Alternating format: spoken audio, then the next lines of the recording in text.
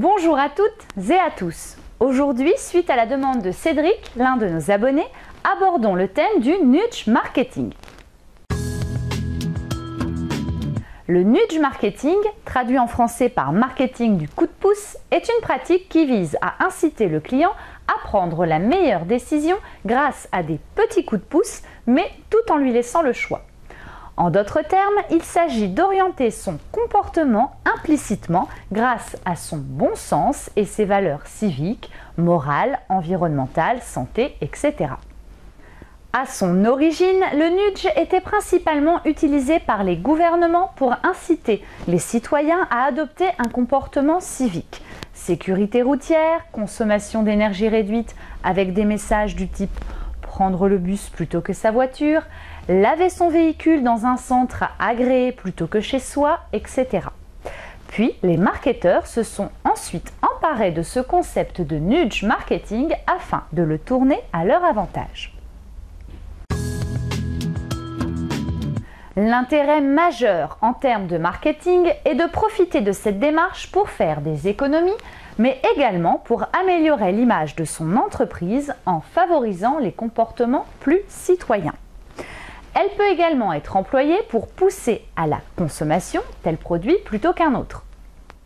Plus concrètement, il s'agit par exemple de pousser à utiliser moins de packaging sous le couvert du développement durable. Pour les hôtels, d'inciter à réduire les dépenses en eau dans les sanitaires en mettant en avant la protection de la ressource rare qu'elle représente, ou encore d'inciter à réutiliser sa serviette pour le bien de la planète. Ce qui produit du même coup une économie non négligeable en termes de frais de nettoyage pour l'hôtel. Un intérêt majeur de ce type de marketing est qu'en plus de permettre des économies, il est peu coûteux à mettre en place. N'obligez jamais. Par exemple, hors de question de dire « Pour des raisons environnementales, vous n'aurez pas le droit de changer de serviette durant tout votre séjour à l'hôtel ». Puisque dans ce cas-là, nous ne sommes plus dans le cadre incitatif du nudge marketing, mais dans l'obligation. Misez sur le choix par défaut. Par exemple, en proposant de recevoir par défaut la version électronique d'une facture et sur demande sa version papier, comme le font aujourd'hui les entreprises de télécom, les banques, etc. Une minorité de clients fait les démarches nécessaires pour repasser à la version papier et se contente de la version électronique. Alors que si la facture électronique n'avait pas été proposée par défaut, ils n'auraient probablement pas cherché à obtenir la version dématérialisée.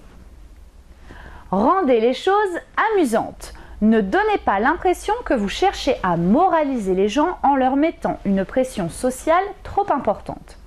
Mais rendez cela ludique en leur faisant comprendre l'impact d'un comportement plus citoyen. Par exemple, en mettant en place un compteur des kilowatts économisés dans le quartier qui montre l'impact positif au voisinage qu'est de penser à éteindre les lumières une fois qu'on quitte et qu'on laisse une pièce vide. Autre exemple, la quantité d'emballage économisée grâce à l'achat de recharge de savon et non de leur emballage. Jouez sur la comparaison sociale ou bien sur des données concrètes. Inciter les vacanciers à réutiliser leurs serviettes plusieurs jours de suite n'est pas en soi un nudge complet. Pour être abouti, il sera nécessaire d'indiquer soit le pourcentage de clients qui ont fait de même, si le pourcentage est assez important, soit la dépense énergétique, gaspillage d'eau, etc., etc., qu'engendre par exemple chaque lavage de serviettes afin de donner le coup de pouce qui incitera réellement le client à renoncer au lavage quotidien. Pour illustrer cette technique du nudge marketing, prenons deux exemples parlants. Le premier est celui de supermarchés américains qui ont décidé de fixer des miroirs à l'avant des caddies. Ainsi, les clients, confrontés à leur image durant leurs courses, ont davantage acheté de produits sains et davantage dépensé dans des produits de beauté qu'habituellement. Pourtant, personne ne les a contraints à cela, ni réduction, ni ordre ne leur a été donné pour acheter ce type de produit. Seul leur reflet dans le miroir les a incités à faire un choix bon pour eux-mêmes, de leur propre chef, sans manipulation extérieure. Le miroir n'a donc été qu'un coup de pouce afin de les faire agir de façon plus en accord avec leur propre conscience. Le second est celui de l'aéroport d'Amsterdam qui a dessiné des mouches au fond de ses urinoirs. Ainsi, les visiteurs, pensant qu'il s'agissait d'une vraie mouche, se sont appliqués la plupart du temps à viser l'insecte. Résultat, un jet plus maîtrisé et moins d'urine à l'extérieur des urinoirs. Une technique gagnante puisque suite à la mise en place de cette démarche peu coûteuse, les dépenses de nettoyage ont été réduites de 80%.